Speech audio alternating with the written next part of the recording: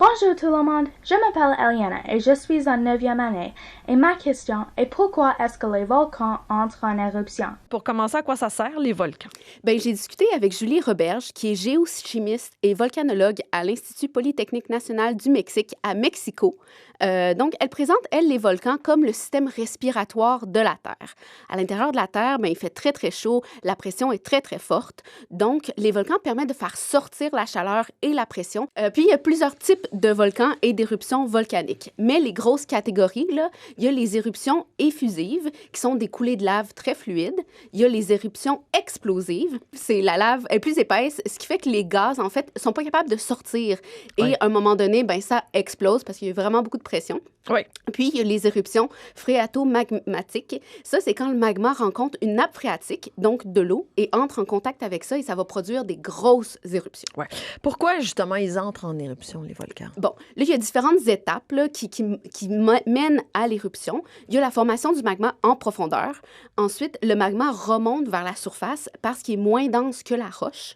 Ensuite, il s'accumule dans une chambre, puis bien, la pression va augmenter jusqu'à temps que ça force le magma à sortir par la bouche du volcan. Oui. Mais qu'est-ce qui fait qu'un volcan entre en éruption et pas un autre? En fait, c'est vraiment difficile à dire. Puis c'est pour ça qu'on ne peut pas vraiment prévoir quand ça arrive. Oui.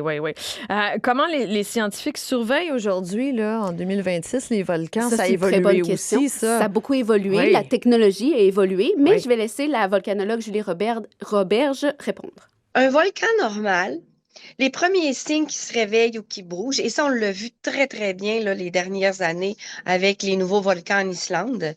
Donc, on a eu une période là, de 1 à 3 mois avec une activité sismique très, très intense. Le réseau de sismomètres, eux autres, ils les enregistrent.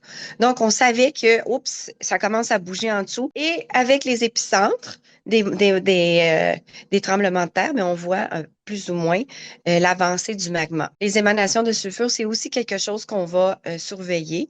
En général, quand on commence à mesurer du sulfure à la superficie, à la surface, c'est quand on va commencer à mobiliser les gens autour pour voir, ben là, comme tu dis, est-ce que ça va sortir ou est-ce que ça sortira pas?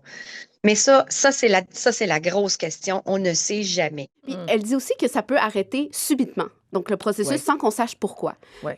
C'est pour ça que c'est vraiment important de continuer à investir dans la recherche et d'étudier les volcans et les séismes.